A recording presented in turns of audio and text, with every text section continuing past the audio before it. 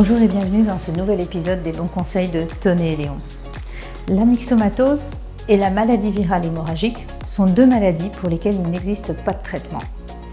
Que votre lapin vive en extérieur, dans un jardin ou chez vous à l'intérieur en appartement, il peut être touché. Alors, quel est l'intérêt de le faire vacciner? Quelles sont les conséquences possibles de ces deux maladies? Nous allons retrouver le docteur Jean-François Caton, vétérinaire en charge des nouveaux animaux de compagnie au centre hospitalier vétérinaire Advesia, pour en discuter. Suivez-moi.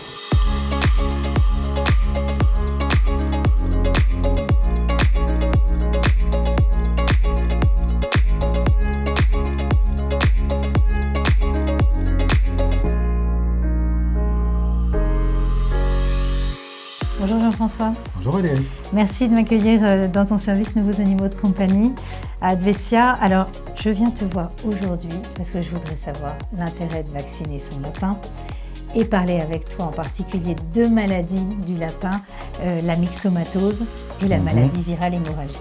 Ben oui, ce sont les deux maladies contre lesquelles on vaccine, effectivement. Voilà, donc je vais commencer par la myxomatose parce que c'est souvent celle qui est bien connue des propriétaires de lapins, où on a en tête la conjonctivite, les yeux gonflés du lapin. Il y a deux formes, une respiratoire, une cutanée. Est-ce que tu peux nous en dire un petit peu plus? Alors, oui, il y a deux formes, effectivement. Il y a une grave et une moins grave. On va commencer comme ça. La forme cutanée n'est en général pas très grave. Alors, la forme cutanée, ça donne des petits nodules, soit sur la peau, soit au niveau des paupières, autour des yeux. D'accord. Et ça, la plupart du temps, ça se guérit tout seul en quelques semaines. D'accord. Et il y a la forme respiratoire, qui elle est vraiment beaucoup plus grave parce que le lapin ne peut plus respirer, il a le nez complètement encombré, les yeux rouges et gonflés, et ça, l'évolution malheureusement est fatale dans la plupart des cas. D'accord. Alors donc, il existe un vaccin contre la myxomatose du lapin qui ne protège pas à 100% le lapin, mais néanmoins ça a quand même un intérêt, c'est qu'il amoindrit les symptômes. Alors, c'est un peu plus complexe que ça. Il existe plusieurs vaccins contre la myxomatose du lapin qui protègent plus ou moins bien contre la maladie. Même s'ils ne protègent pas à 100%, ça amoindrit les symptômes. De toute façon, ça confère une protection.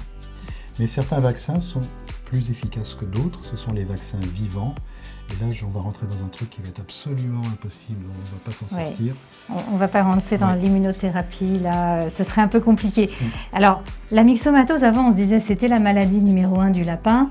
Mais c'est ce que tu m'expliquais tout à l'heure. Maintenant, c'est la maladie virale hémorragique que tu rencontres le plus souvent chez le lapin. Oui. Et j'allais te demander quels sont les signes de la maladie virale hémorragique du lapin. Qu'est-ce qu'elle peut engendrer? Alors, en fait, la plupart du temps, ça n'engendre rien comme signe, sinon une mort subite en 24 heures. Ouais. C'est à ce point. D'accord. Hémorragique, parfois on a des petites hémorragies au niveau du nez, mais pas grand-chose. En fait, ce virus donne une hépatite foudroyante qui tue les lapins très rapidement. Sauf que c'est un petit peu différent parce que maintenant il y a deux souches de virus de la maladie hémorragique. Il y a l'ancienne souche qui, elle, tuait 100% des lapins dans un point donné.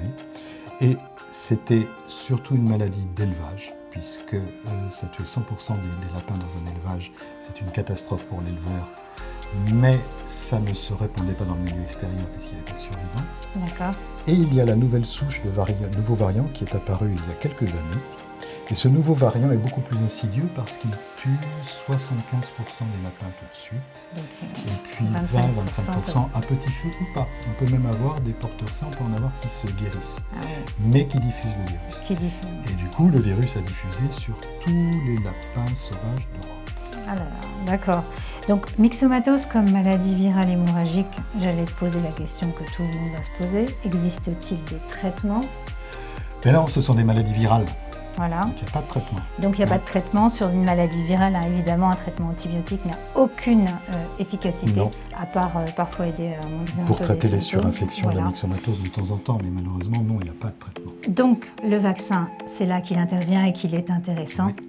Est-ce qu'il y a justement des précautions à prendre avant de vacciner son lapin? Alors, oui, il faut déjà qu'il soit suffisamment âgé. En général, 2 mois, c'est bien. Et puis, il faut être sûr qu'il n'y ait pas une infection sous-jacente. Il ne faut pas non plus qu'il ait une intervention qui soit prévue, donc il faut qu'il soit vraiment en bonne santé pour le vacciner. D'accord. Donc ça, à partir du moment où il respecte ces critères-là, on peut vacciner. Est-ce que les vaccins, tu les fais tous en même temps, c'est la myxomatose et les maladies virales hémorragiques, ou est-ce que tu les fais espacer dans le temps? Alors, c'est compliqué parce qu'on n'a pas une présentation de vaccin avec maladie virale hémorragique, virus 1, virus 2 et myxomatose. On est obligé de combiner et parfois on est obligé pour vacciner tout le monde en même temps, vacciner contre tous les vaccins en même temps, on est obligé de faire une double dose d'un certain vaccin. Ce qui faisait que, c'est pour ça que pendant très longtemps, moi je n'osais pas faire une double dose d'un vaccin parce que je ne savais pas ce que ça allait donner. Et puis, il y a eu une étude qui a montré que c'était efficace, qu'on pouvait faire une double dose, que c'était efficace. Et deuxièmement, les études épidémiologiques sur de grandes populations de lapins ont montré que ça ne les rendait pas malades. Donc oui, on peut vacciner une fois par an, mais beaucoup de propriétaires préfèrent faire un vaccin, une partie des vaccins, et revenir 6 mois après pour faire l'autre partie des vaccins, de façon à avoir un examen de santé, parce que chez le lapin, les maladies les choses peuvent changer tellement vite que ça rassure beaucoup de propriétaires. Donc finalement, la fréquence des rappels de vaccins chez le lapin, est-ce qu'elle est annuelle? Elle est soit annuelle, soit bisannuelle, au bon vouloir des propriétaires. D'accord. Et l'intérêt de la vaccination, Jean-François, c'est aussi la consultation vaccinale pour le lapin. Ça te permet de vérifier quoi chez un lapin qui vient te voir? Je vérifie toujours les oreilles qui doivent être propres, mesure des dents. Je vérifie également, parfois on peut faire des prises de sang quand on soupçonne quelque chose, tous les petits check-up qui sont indispensables. Et puis les auscultations, parce que quand ils vieillissent, ils peuvent avoir des troubles cardiaques. D'accord, mais oui. Ça, comme le chien, le chat et comme nous humains, donc les lapins sont aussi concernés. En tout cas, je te remercie beaucoup pour tes conseils. Juste un dernier point, la maladie virale hémorragique, comme la myxomatose, sont-elles transmissibles à l'homme ou pas? Non. D'accord. Donc là-dessus, on est rassuré, mais néanmoins pour son lapin, c'est vrai que la vaccination a un véritable intérêt protecteur quand même. Même si le lapin vit en appartement. Oui, alors exactement, j'allais oublier ce point-là. Tu fais bien de me le dire. Oui, parce que le point, c'est qu'on se dit, je vis en appartement, mon lapin ne sort pas, donc est-il protégé et est-ce que je peux me passer de le vacciner? Non. Non, depuis le nouveau variant de la VHD. Moi, c'est vrai que avant, j'exerçais dans Paris intramuros et mes clients disaient, est-ce que je vaccine pas. Franchement, la myxomatose, ça se fera par les insectes piqueurs, par les moustiques. Il y a peu de chances que vous ayez un moustique qui vous la donne. Et la VHD, ancien variant, il n'y avait aucune raison puisque c'était circonscrit dans les élevages. Avec le nouveau variant, tous les lapins sauvages qui sont infectés par ce virus, d'ailleurs tous les lapins qu'on voit mourir au bord de la route, ils n'ont pas de myxomatose, ils ont le VHD nouveau variant. D'accord. Et alors, comment est-ce que ce virus peut revenir chez son petit lapin, chez soi, alors qu'il est entre des murs clos? Eh bien, tout simplement parce que le virus résiste 4 mois dans les crottes. D'accord.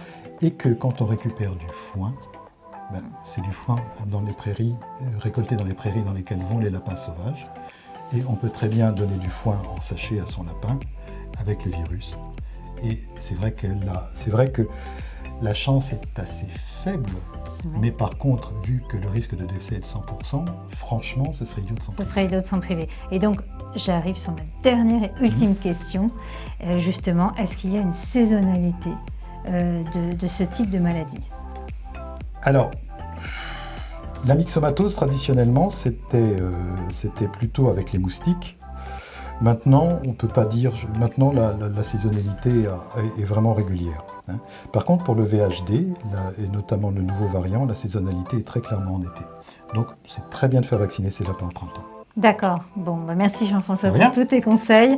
J'espère que cet épisode vous sera utile, qu'il vous a plu. En tout cas, faites vacciner vos lapins. Ça a un véritable intérêt pour les protéger de ces deux maladies. On l'a bien compris, myxomatose et maladie virale hémorragique, il n'existe pas de traitement. Et en plus, le pronostic est plutôt sombre. N'hésitez pas à nous suivre sur les bons conseils de Tony et Léon. Passez du bon temps avec vos animaux et prenez bien soin d'eux. À bientôt. Au revoir.